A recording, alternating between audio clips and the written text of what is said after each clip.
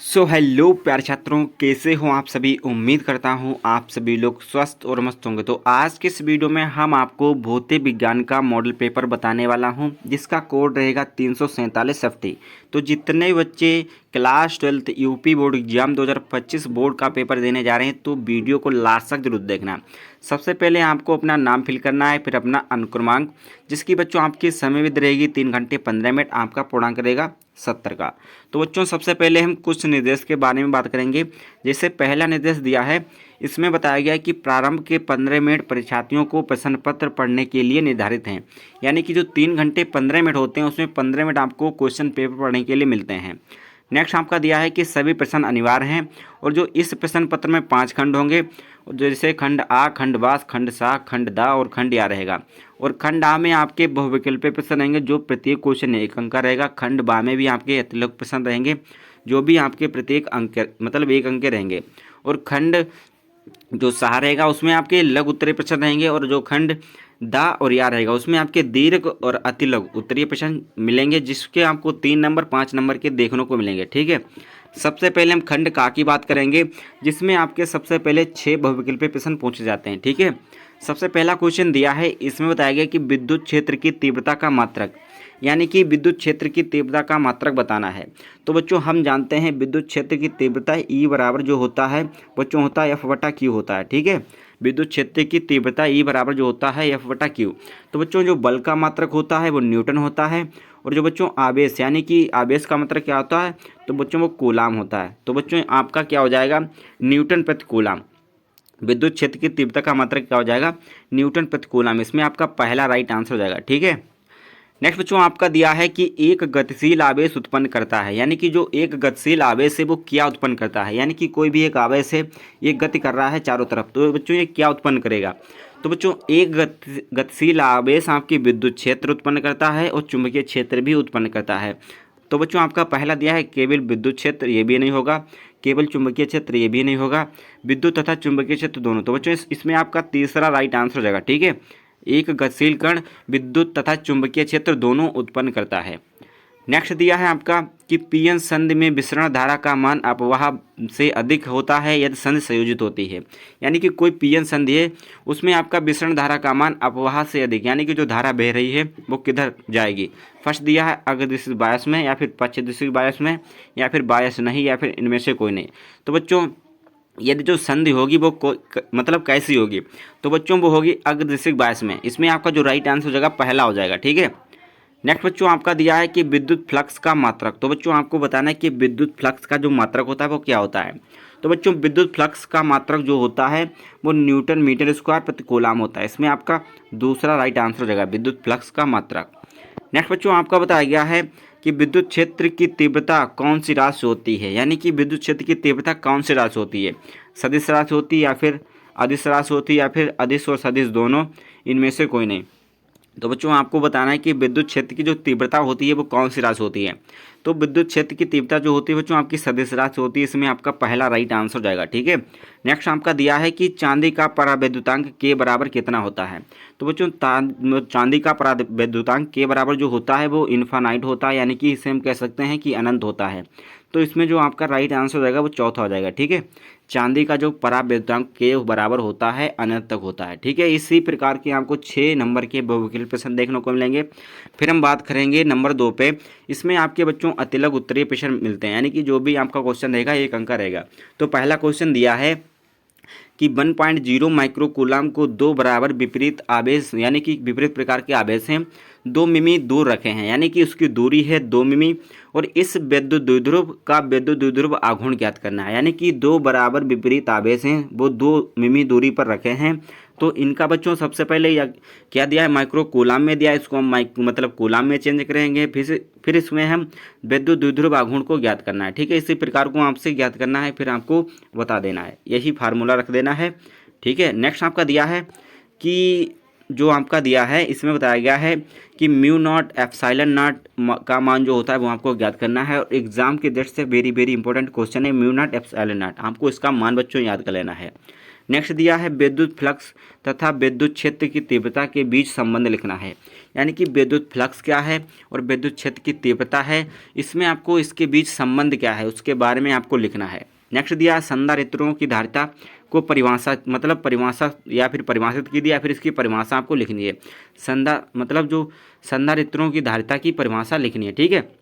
Next आपका 2 number पर रहेगा कि 2 वोल्ट तक विभवांतर से आवेशित 10 माइक्रोफेरेड धारिता से संधारित्र की स्थितिज ऊर्जा आपको ज्ञात करनी है। तो बच्चों आपका न्यूमेरिकल है और इम्पोर्टेंट न्यूमेरिकल है, ठीक है। नेक्स्ट बच्चों आपका दिया है समविभव मतलब जो पृष्ठ है उससे आप क्या मतलब तात्पर्य है या फिर इससे क्या समझते हैं, तो आपको ये लिखना है। नेक्स्ट दिया है आपका तीसरे नंबर पर, इसमें बच्चों दिया है विद्युत फ्लक्स की परिभाषा और उसका मात्रक। तो बच्चों आपको किसी भी परिभाषा को याद करना है तो उसका मात्रक तो फिजिक्स में मायने रखता है, ठीक है। किसी भी आप परिभाषा को याद करेंगे तो उसका मात्रक और बीमा आपको 100% तैयार करनी है। मतलब खान नंबर पर आपका न्यूमेरिकल दिया है और एग्जाम की दृष्टि से लिए बहुत ही महत्वपूर्ण न्यूमेरिकल है। नेक्स्ट आपका दिया है कि रदरफोर्ड का परमाणु मॉडल में 2 कमियां का उल्लेख करना है। यानी कि रदरफोर्ड ने जो परमाणु मॉडल लिया था उसमें 2 कमियां का आपको उल्लेख करना है और मोस्ट इंपॉर्टेंट है एग्जाम की दृष्टि से। नेक्स्ट आपका दिया है कि कार्यफलन को परिभाषित कीजिए। यानी कि जो कार्यफलन परिभाषा है उसकी आपको परिभाषित करना है। और बच्चों बेहद अच्छा रहेगा अगर कोई भी हम परिभाषा याद करते हैं तो उसके साथ साथ उसका मात्रक और उसकी बीमा भी याद कर लें, ठीक है। नेक्स्ट आपका 4 नंबर बताया गया कि एक वृत्ताकार धारावाहिक कुंडली के केंद्र पर चुंबकीय क्षेत्र व्यंजक निगमन कीजिए। यानी कि बच्चों एक निगमन व्यंजक आपको देखने को जरूर मिलेगा, ये मेरी गारंटी है। नेक्स्ट दूसरे नंबर पर आपका न्यूमेरिकल रहेगा और इस न्यूमेरिकल को आप जरूर कर लें और अच्छी तरीके से आपको इसे रट लेना है। मोस्ट इंपॉर्टेंट न्यूमेरिकल है एग्जाम की दृष्टि से। नेक्स्ट बच्चों आपका इसमें बताया गया कि मुक्त इलेक्ट्रॉनों का अनुगमन वेग समझाइए एवं अनुगमन वेग तथा जो धारा घनत्व होता है उसके बीच आपको संबंध लिखना है, ठीक है। इलेक्ट्रॉनों जो मुक्त इलेक्ट्रॉन होते हैं उनके जो अनुगमन वेग होता है उसको समझाना है और अनुगमन वेग तथा धारा घनत्व के बीच आपको संबंध भी लिखना है, यानी कि इसमें क्या क्या संबंध होता है। नेक्स्ट आपका रहेगा इसमें भी आपका न्यूमेरिकल है कि प्रिज्म कोण 60 डिग्री वाले प्रिज्म को प्रकाश की मतलब जो प्रकाश की किरणें डालने पर न्यूनतम विचलन कोण 30 प्राप्त होता है। तो प्रिज्म का पदार्थ का अपवर्तनांक आपको ज्ञात करना है, ठीक है। नेक्स्ट बच्चों आपका रहेगा कि किसी विद्युत क्षेत्र यानी कि कोई विद्युत द्विध्रुव के क्षेत्रीय स्थिति यानी कि जो स्थिति है वह किस बिंदु पर विभव को स्थापित कीजिए। तो बच्चों आपको विद्युत मतलब जो विद्युत द्विध्रुव होता है उसमें अक्षीय और निरक्षीय स्थिति आपको 100% तैयार कर लेनी है। विद्युत क्षेत्र की अक्षीय और निरक्षीय स्थिति एक बच्चों आपको 100% देखने को मिलेगी। 5 नंबर पर आपका न्यूमेरिकल रहेगा और मोस्ट इंपोर्टेंट न्यूमेरिकल है। नेक्स्ट बच्चों आपका रहेगा परावर्ती दूरदर्शी का किरण आरेख कीजिए, इसकी कार्यविधि स्पष्ट कीजिए तथा इसकी जो तुलना अपवर्ती दूरदर्शी से आपको बताना है। नेक्स्ट आपका गा नंबर पर भी रहेगा न्यूमेरिकल और मोस्ट इंपॉर्टेंट न्यूमेरिकल है।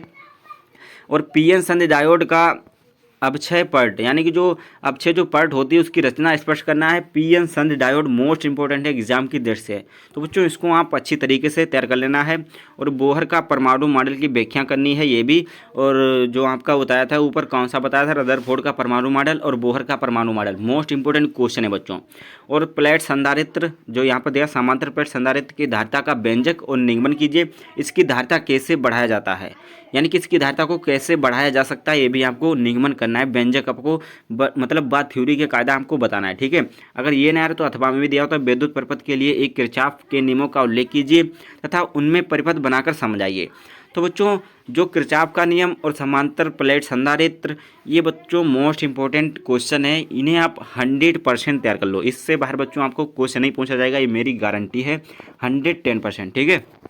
नेक्स्ट दिया है 7 नंबर पर गॉस प्रमेय का उल्लेख कीजिए, इसकी सहायता से अनंत लंबाई के पतले आवेशित तार के कारण यानी तार के कारण किसी बिंदु पर विद्युत क्षेत्र की तीव्रता के लिए व्यंजक भी आपको ज्ञात करना है, ठीक है। अथवा में बच्चों आपका न्यूमेरिकल रहेगा, आपको अगर गॉस का प्रमेय नहीं आ रहा तो न्यूमेरिकल आप कर सकते हैं, ठीक है। नेक्स्ट आपका 8 नंबर पर बताया गया है 8 नंबर बच्चों आपको बताया गया कि प्रवर्धन क्या है। यानी कि जो प्रवर्धन है इसकी आपको परिभाषा लिखनी है और आपको इसके बारे में लिखना है कि एक उभयनिष्ठ उत्सर्जन प्रवर्धन के यदि आधार जो धारा होती है में 5 माइक्रो एम्पियर में परिवर्तन के संग्राहक धारा में 1 मिली यानी कि 1 मिली एम्पियर का परिवर्तन होता है तो धारा लाभ अल्फा और बीटा की गणना आपको करनी है, ठीक है। अगर आपको ये नहीं आ रहा है तो दोलित्र और मोस्ट इंपॉर्टेंट है दोलित्र क्या है, उपयुक्त परिपथ बनाते हुए दोलित्र की भांति एक ट्रांजिस्टर की कार्यविधि उल्लेख करना है।